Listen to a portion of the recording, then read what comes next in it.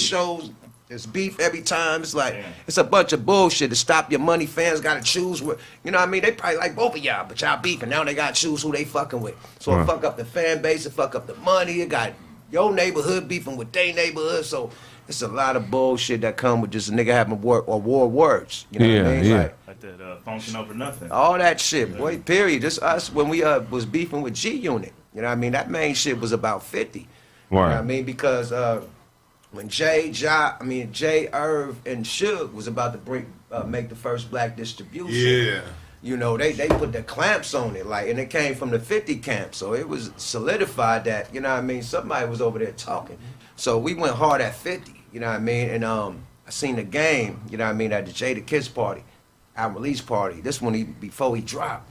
And I'm like, oh, this is the nigga. You know what I mean? This when he just had West Side Story out. It was popping. You know what I mean? So I'm like, oh, that's the nigga. Let me go to the table. Holler. I'm like, yo, you the nigga.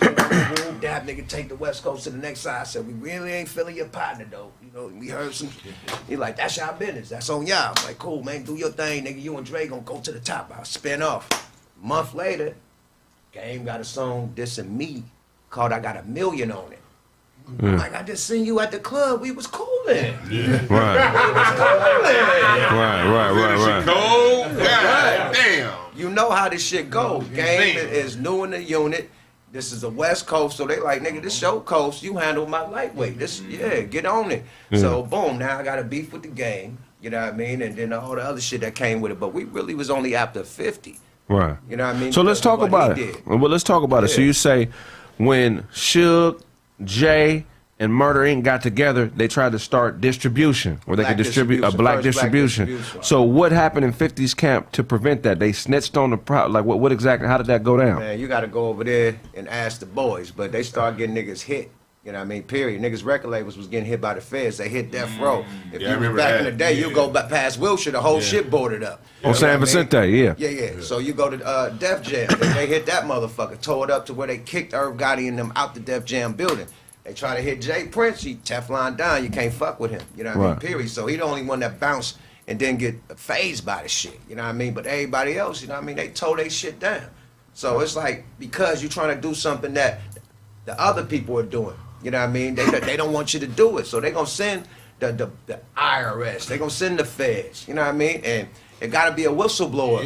That whistleblow the shit. Right. He's mad that Irv is a part of that, and Ja Rule's a part of that. Right. Yeah. So you can build a bigger bag for that. Whistleblower. For people listening. That's too much power. You got Jay Prince, you got Irv, you got fucking Suge all together. Wow. That's too much power against him. Yeah. Against what they got going. That could shut that shit down. It's a hater move. Everybody come to this. It's a hater move, but it makes sense from his perspective. Right. It makes sense from his Well, you can't have your enemy be stronger than you. Right. And so 48 laws of power. He always collateral damage in that. So it makes sense from that angle, but when you look at it big picture, it's the reason distribution is the biggest key when it comes to music. You can have a label all you want. Right. You can have a press. You can have your own. But distribution is where the money. That's what controls everything. Right. And that move that those brothers were making to come together and control distribution, that would have been the biggest move in music history. Because the reason why so many black labels failed is because all it takes is one person to choke up. Today streaming is different. But back then, when it was printing presses and CDs and stuff, all it took was somebody to choke up the chain of distribution. It didn't matter what you had with your label.